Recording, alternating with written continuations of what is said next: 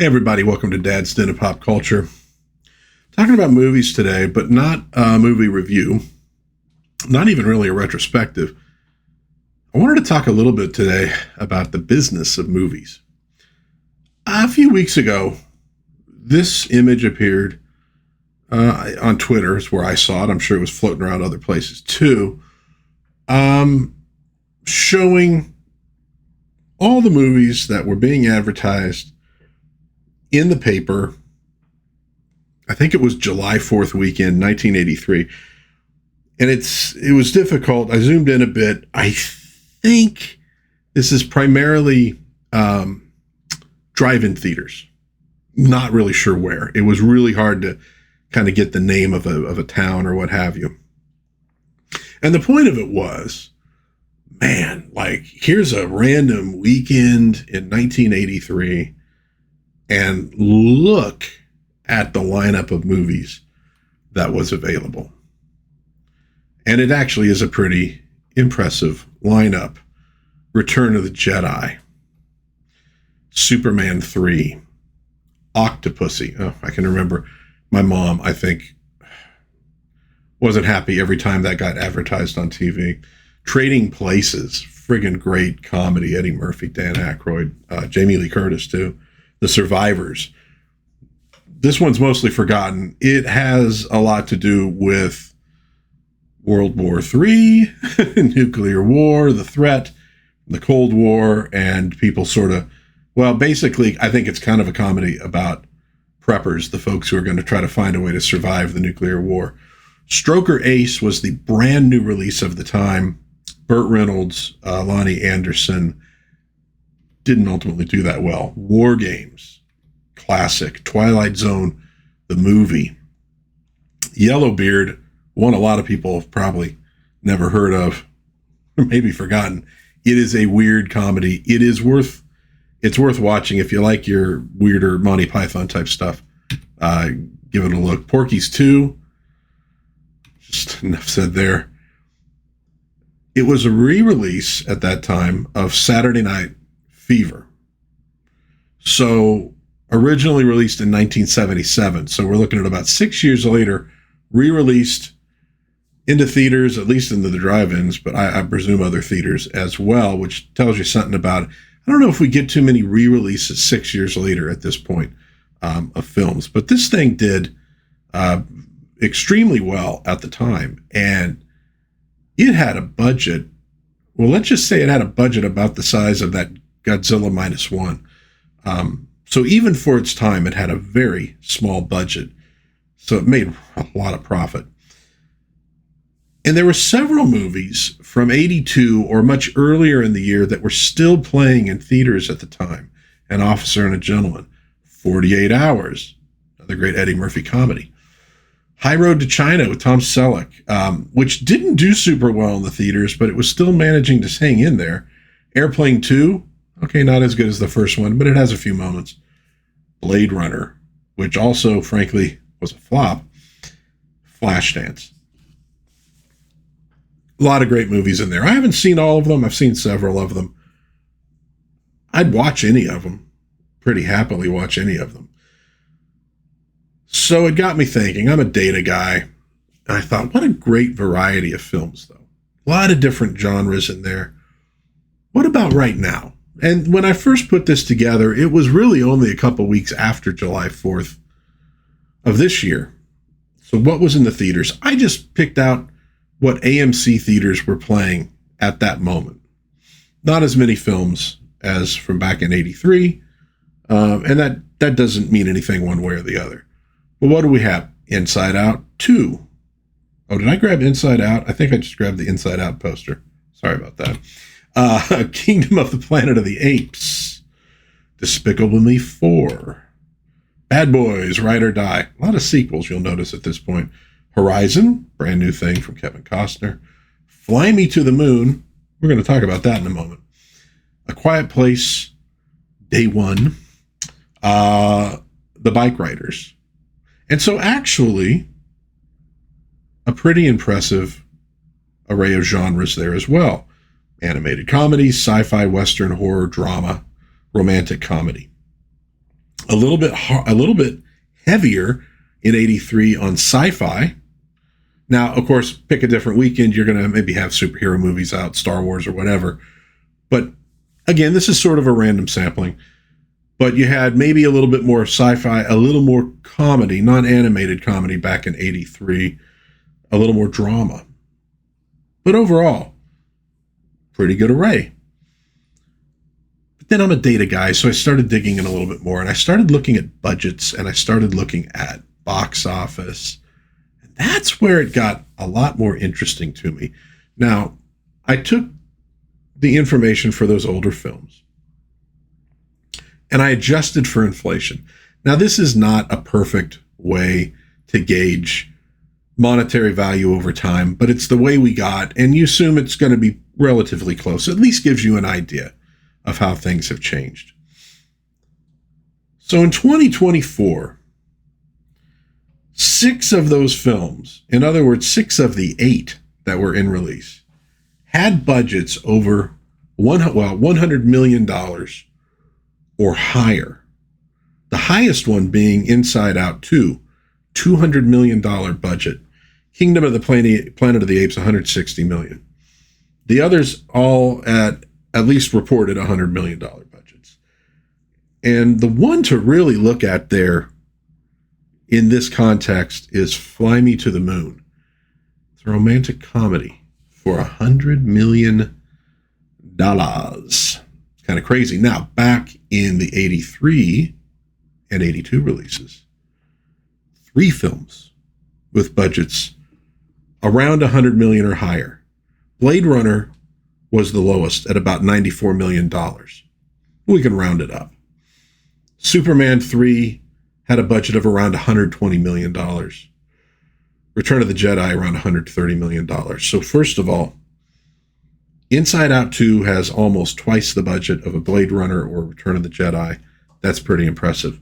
Other thing here, Superman 3 and Blade Runner both probably, at the time, lost money. Return of the Jedi, quite profitable despite that large budget. But you kind of understand, Return of the Jedi, Superman 3, Blade Runner, sci-fi films, they have a lot of special effects. These are practical special effects, not computer-generated, practical special effects. You understand why they cost so much. A romantic comedy. And the animation got me too. I'm like going, is that normal? Because kind of all of a sudden go, I don't really know what animation necessarily costs. So I took a look. So Inside Out 2, $200 million. Despicable Me 4, $100 million. The Lion King may have been the height of Disney's renaissance of animated films. Did cost around $100 million. But bear in mind, while I'm sure there was some computer imagery involved there because of the time period, primarily this is still hand-drawn, painted, I presume on cells. I could be wrong about that. A little bit more intensive, you get the $100 million. Sleeping Beauty, which I think is maybe the most beautiful and maybe the height of Disney's golden age of animated films, $65 million. And it did really well, box office-wise, when you adjust for inflation. The one that gets me is Inside Out 2. Now, apparently Pixar films tend to be more expensive. And Inside Out 2 has done very well in the box office. It's certainly profitable, without a doubt. But what I don't get is, why is it that much more expensive than Despicable Me 4? Is it technology? Is it the talent involved? Interesting. Probably going to ultimately be more profitable than Despicable Me 4. And probably a little more profitable than Lion King was, but I don't think necessarily a lot, although I'd have to look. But so the budgets on average a lot higher now than they were then. About on average, if we take all these movies into account, about twice as high. Twice as high. But if you look at the box office, and we can adjust for inflation here, the one thing, though, we're not adjusting for is population.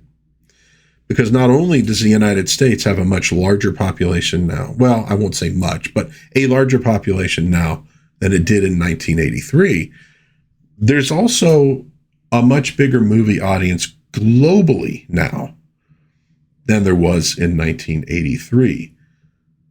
So the movies now should have a significantly higher box office.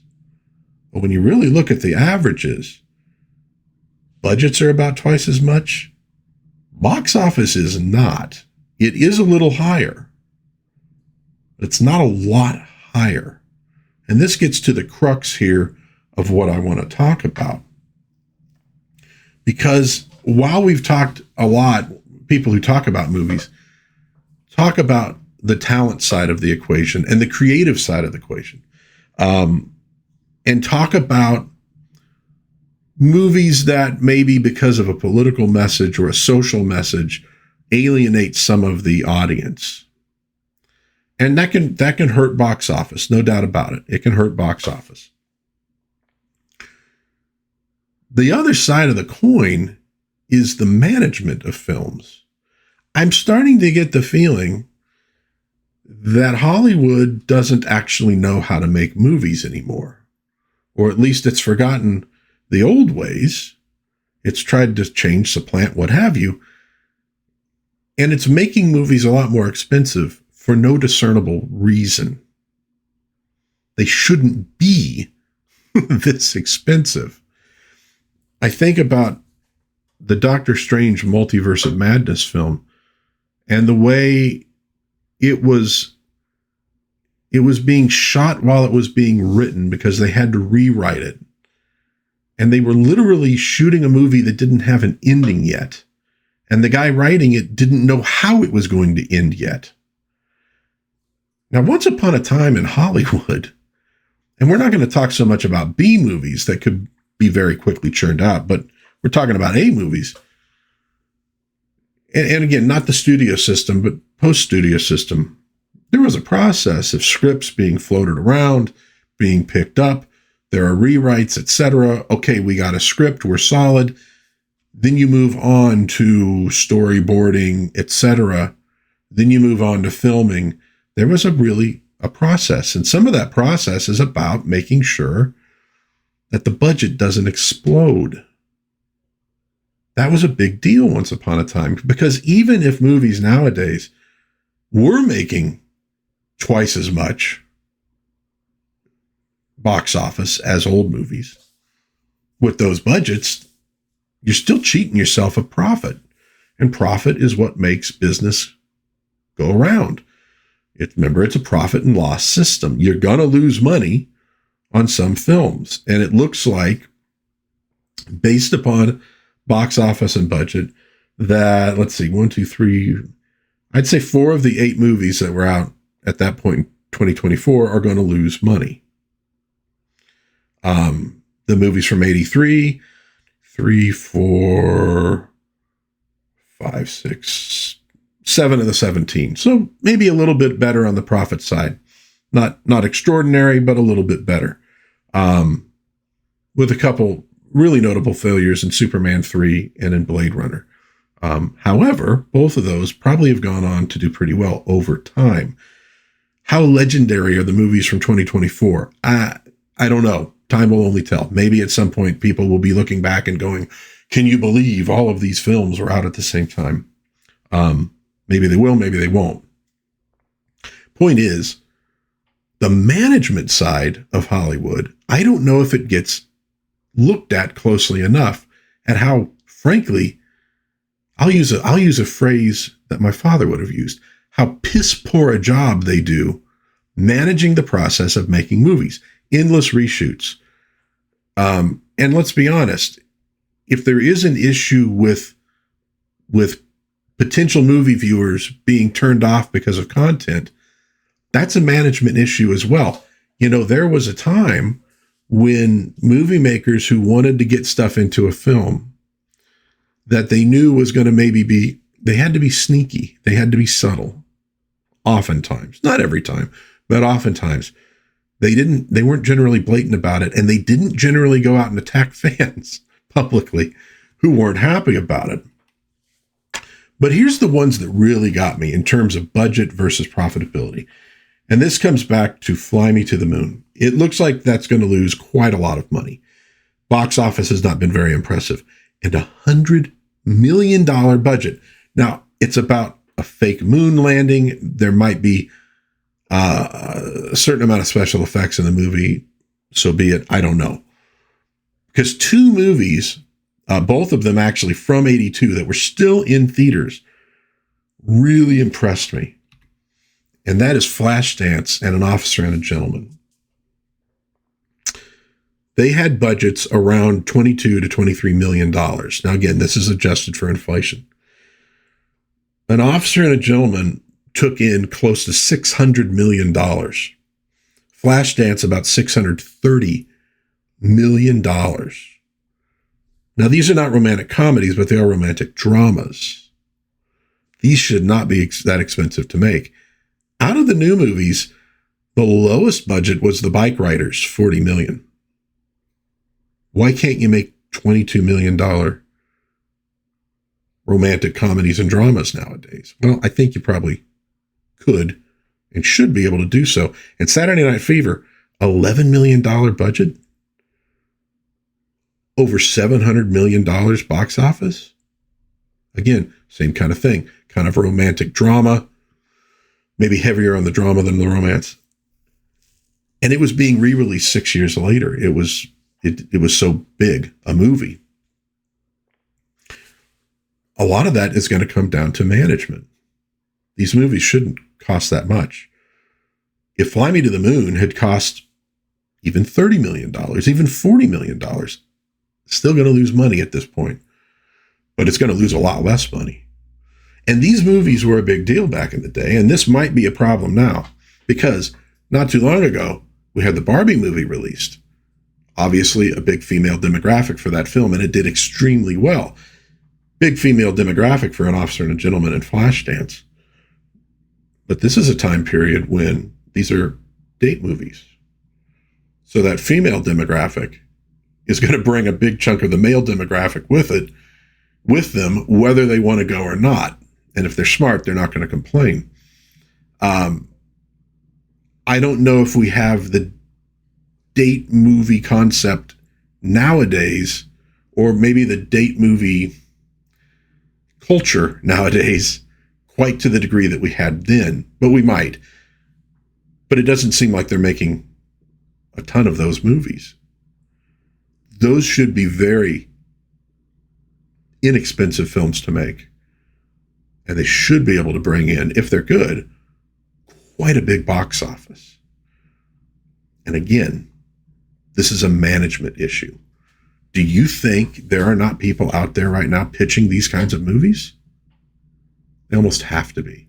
I mean, unless the pitch process itself is completely broken, which is another management issue. So this little dive into films of this period, 83, turned out to be a really interesting exploration for me about the movie-making business in Hollywood. Aside from anything creative and political and all that stuff, and these are all valid discussions to have, it seems to me that the folks in charge in Hollywood don't really know what they're doing anymore, and are maybe meddling a lot more in the creative process than they should, when they really should be minding the overall structure of how these films are made and keeping these budgets in a reasonable frame so that they can actually start turning bigger profits. Just a thought. A little editorializing from dear old dad here. If you have any thoughts on this, please leave a comment. Hey, if you just want to talk about some of the movies, because, dude, 83, man, like, there's some great flicks in there. There's some really great flicks in there. If you want to talk about anything, leave it in the comments. I'd love to hear from you. If you enjoyed this little video, please give it a like. Maybe think of subscribing. Maybe share with a friend. I really appreciate it. and it helps my little channel grow. But until next time, God bless everybody. Please be kind to one another. Try to have a little bit of fun out there. Return of the Jedi. $1.5 billion take. Man, that's amazing. And $630 million for Flashdance? Interesting stuff. Hey, watch some of these flicks. Have a little fun with them. And I'll see you again next time in Dad's Den of Pop Culture. Bye-bye.